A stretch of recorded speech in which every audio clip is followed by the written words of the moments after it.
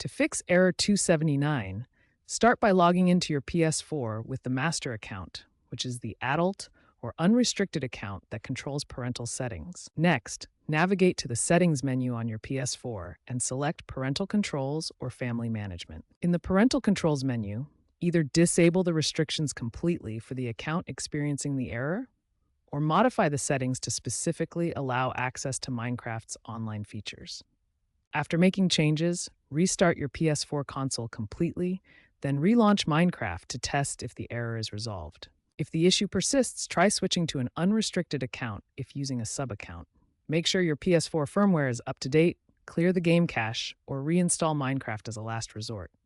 Also, ensure your account is linked to PlayStation Network and check age settings on PlayStation.com. Keep in mind that the PS4 edition of Minecraft is a legacy version with limited support.